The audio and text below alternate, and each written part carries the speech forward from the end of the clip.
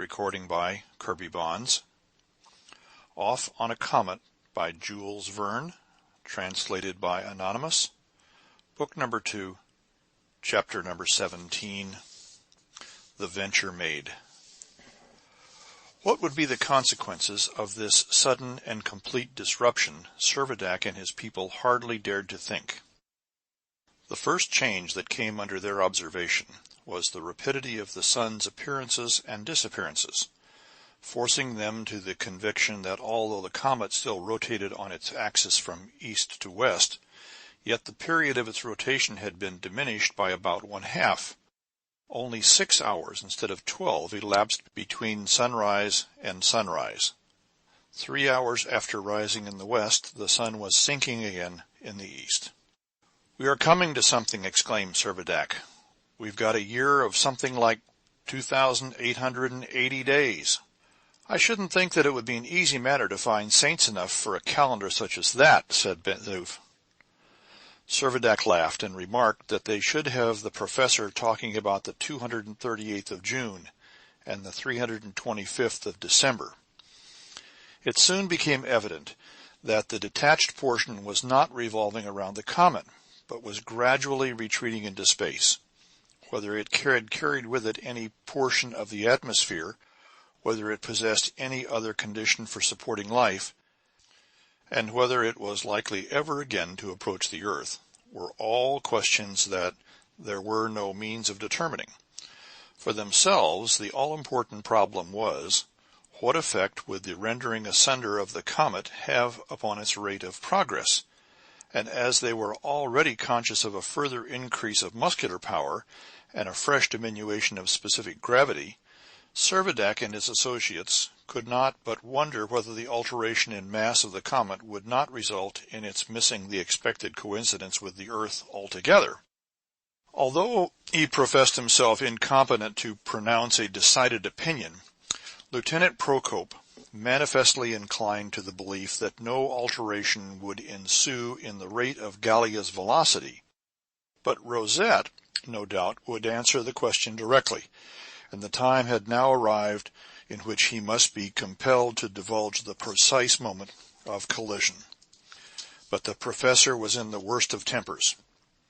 Generally taciturn and morose, he was more than usually uncivil whenever anyone ventured to speak to him. The loss of his telescope had doubtless a great deal to do with his ill humor. But the captain drew the most favorable conclusion from Rosette's continued irritation. Had the comet been in any way projected from its course, so as to be likely to fail in coming into contact with the earth, the professor would have been quite unable to conceal his satisfaction. But they required to know more than the general truth, and felt they had no time to lose in getting at the exact detail. The opportunity that was wanted soon came. On the 18th, Rosette was overheard in a furious altercation with Ben Zoof. The orderly had been taunting the astronomer with the mutilation of his little comet. "A fine thing," he said, "to split in two like a child's toy. It had cracked like a dry nut, and mightn't one as well live up on an exploding bomb?" with much more to the same effect. The professor, by way of retaliation, had commenced sneering at the prodigious mountain of Montmartre, and the dispute was beginning to look serious when Servadac entered. Thinking he could turn the wrangling to some good account, so as to arrive at the information he was so anxiously seeking, the captain pretended to espouse the views of his orderly. He consequently brought upon himself the full force of the professor's wrath. Rosette's language became more and more violent, till Servadac, feigning to be provoked beyond endurance, cried, "You forget, sir, that you are addressing the Governor-General of Gallia." "Governor-General! Humbug!" roared Rosette. "Gallia is my comet." "I deny it," said Servadac. "Gallia has lost its chance of getting back to earth. Gallia has nothing to do with you. Gallia is mine, and you must submit to the government which I please to ordain." "And who told you that Gallia is not going back to earth?" asked the professor with a look of withering scorn. "Why, isn't her mass diminished? Isn't she split in half? Isn't her velocity all altered? Demanded the captain. And pray, who told you this again? Said the professor with a sneer. Everybody knows it, of course, replied Servadac. Everybody is very clever, and you always were a very clever scholar, too. We remember that of old, don't we?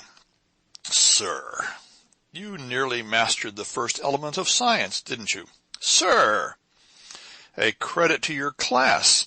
Hold your tongue, sir, bellowed the captain again, as if his anger was uncontrollable. Not I, said the professor. Hold your tongue, repeated Servadac. Just because the mass is altered, you think the velocity is altered. Hold your tongue, cried the captain, louder than ever. What has mass to do with orbit? Of how many comets do you know the mass, and yet you know their movements? Ignorance, shouted Rosette. Insolence, retorted Servadac. Ben Zoof, really thinking that his master was angry, made a threatening movement towards the professor. Touch me if you dare, screamed Rosette, drawing himself up to the fullest height of his diminutive figure would allow. You shall answer for your conduct before a court of justice. Where? On Gallia? Asked the captain. No, on Earth. The Earth? Pshaw! You know we shall never get there. Our velocity is changed. On the Earth, repeated the professor with decision. Trash! Cried Ben Zoof. The Earth will be too far off. Not too far off for us to come across her orbit at 42 minutes and 35.6 seconds past 2 o'clock in the morning of this coming 1st of January. Thanks, my dear professor. Many thanks. You have given me all the information I required. And with a low bow and a gracious smile, the captain withdrew. The orderly made an equally polite bow and followed his master. The professor, completely nonplussed, was left alone.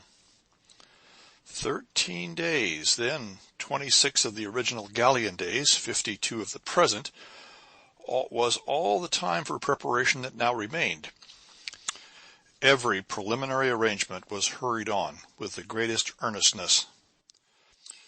There was a general eagerness to be quit of Gallia, indifferent to the dangers that must necessarily attend a balloon ascent under such unparalleled circumstances, and heedless of Lieutenant Procope's warning that the slightest check in their progress would result in instantaneous combustion.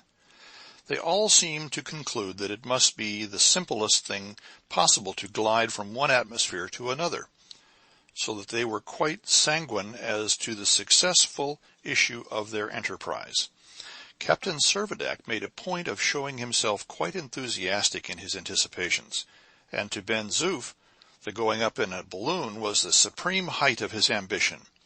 The count and the lieutenant, of colder and less demonstrative temperament, alike seemed to realize the possible perils of the undertaking, but even they were determined to put a bold face upon every difficulty. The sea had now become navigable, and the 3 voyages were made to Gourbi Island in the steam launch, consuming the last of their little reserves of coal. The first voyage had been made by Servadac with several of the sailors. They found the gourbi and the adjacent building quite uninjured by the severity of the winter. Numbers of little rivulets intersected the pasture land. New plants were springing up under the influence of the equatorial sun, and the luxuriant foliage was tenanted by the birds which had flown back from the volcano. Summer had almost abruptly succeeded to winter, and the days, though only 3 hours long, were intensely hot. Another of the voyages to the island had been to collect the dry grass and straw which was necessary for inflating the balloon. Had the balloon been less cumbersome, it would have been conveyed to the island, whence the start would have been effected. But as it was more convenient to bring the combustible material to the balloon. The last of the coal having been consumed, the fragments of the shipwrecked vessels had to be used by day for fuel. Hakkabut began making a great hubbub when he found they were burning some of the spars of the Hansa, but he was effectually silenced by Ben Zoof, who told him that if he made any more fuss, he should be compelled to pay 50,000 francs for a balloon ticket, or else he should be left behind. By Christmas Day, everything was in readiness for immediate departure. The festival was observed with a solemnity still more marked than the anniversary of the preceding year. Everyone looked forward to spending New Year's Day in another sphere altogether, and Ben Zoof had already promised Pablo and Nina all sorts of New Year's gifts. It may seem strange, but the nearer the critical moment approached, the less Hector Servadac and Count Timascheff had to say to each other on the subject. Their mutual reserve became more apparent. The experiences of the last 2 years were fading from their minds like a dream, and the fair image that had been the cause of their original rivalry was ever rising as a vision between them. The captain's thoughts began to turn to his unfinished rondo in his leisure moments.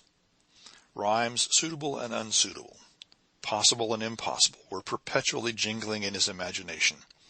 He labored under the conviction that he had a work of genius to complete. A poet he had left the earth, and a poet he must return. Count Timasheff's desire to return to the world was quite equaled by Lieutenant Prokop's. The Russian sailors' only thought was to follow their master wherever he went. The Spaniards, though they would have been unconcerned to know that they were to remain upon Gallia, were nevertheless looking forward with some degree of pleasure to revisiting the plains of Andalusia, and Nina and Pablo were only too delighted at the prospect of accompanying their kind protectors on any fresh excursion whatever. The only malcontent was Palmyrin Rosette. Day and night he persevered in his astronomical pursuits, declared his intentions of never abandoning his comet, and swore positively that nothing should induce him to set foot in the car of the balloon. The misfortune that had befallen his telescope was a never-ending theme of complaint, and just now, when Gallia was entering the narrow zone of shooting stars, and new discoveries might have been within his reach, his loss made him more inconsolable than ever. In sheer desperation, he endeavored to increase the intensity of his vision by applying to his eyes some belladonna, which he found in the Dobria's medicine chest. With heroic fortitude he endured the tortures of the experiment, and gazed up into the sky until he was nearly blind.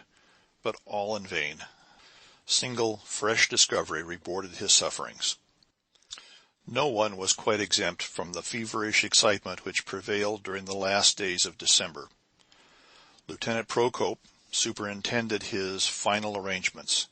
The 2 low masts of the schooner had been erected firmly on the shore, and formed supports for the Montgolfier, which had been duly covered with netting, and was ready at any moment to be inflated. The car was close at hand. Some inflated skins had been attached to its sides, so that the balloon might float for a time in the event of its descending in the sea at a short distance from the shore. If, unfortunately, it should come down in mid-ocean, nothing but happy chance of some passing vessel could save them all from the certain fate of being drowned. The 31st came. 24 hours hence, and the balloon, with its large living freight, would be high in the air. The atmosphere was less buoyant than that of the earth, but no difficulty in ascending was to be apprehended. Gallia was now within 96 million miles of the sun, consequently not much more than 4 million miles from the earth, and this interval was being diminished at the rate of nearly 208,000 miles an hour, the speed of the earth being about 70,000 miles, that of the comet being a little less than 138,000 miles an hour. It was determined to make the start at 2 o'clock, 3/4 of an hour, or to speak correctly, 42 minutes and 35 seconds, before the time predicted by the professor as the instant of collision. The modified rotation of the comet caused it to be daylight at the time. An hour previously, the balloon was inflated with perfect success, and the car was securely attached to the network. It only awaited the stowage of the passengers. Isaac Hakkabut was the first to take his place in the car. But scarcely had he done so when Servadac noticed that his waist was encompassed by an enormous girdle that bulged out to be of very extraordinary extent. "What's all this, Hakkabut?" he asked. "It's only my little bit of money, your Excellency, my modest little fortune, a mere bagatelle," said the Jew. "And what may your little fortune weigh?" inquired the captain. "Only about 66 pounds," said Isaac. 66 pounds! cried Servadac. "We haven't reckoned for this." "Merciful heavens!" began the Jew. 66 pounds! repeated Servadac. "We can hardly carry ourselves. We haven't any dead weight here. Pitch it out, man, pitch it out." "God of Israel!" whined Hakkabut. "Out with it, I say!" cried Servadac. "What, all my money, which I have saved so long and toiled for so hard?" "It can't be helped," said the captain, unmoved. "Oh, your Excellency!" cried the Jew. "Now, old Nicodemus, listen to me," interposed Ben Zoof. "You just get rid of that pouch of yours, or we'll get rid of you. Take your choice, quick, or out you go." The avaricious old man was found to value his life above his money. He made a lamentable outcry about it, but he unfastened his girdle at last, and put it out of the car. Very different was the case with Palmyrin Rosette. He avowed over and over again his intentions of never quitting the nucleus of his comet. Why should he trust himself to a balloon that would blaze up like a piece of paper? Why should he leave the comet? Why should he not go once again upon its surface into the far-off realms of space? His volubility was brought to a sudden check by Servadac's bidding two of the sailors, without more ado, to take him in their arms and put him quietly down at the bottom of the car.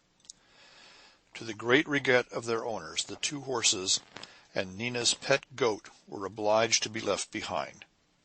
The only creature for which there was found a place was the carrier pigeon that had brought the professor's message to the hive. Servadac thought it might probably be of service in carrying some communication to the earth. When everyone except the captain and his orderly had taken their places, Servadac said, "Get in, Ben Zoof." "After you, sir," said Ben Zoof, respectfully. "No, no," insisted Servadac. "The captain must be the last to leave the ship." A moment's hesitation, and the orderly clambered over the side of the car. Servadac followed. The cords were cut. The balloon rose with a stately calmness into the air. End of Book 2, Chapter 17.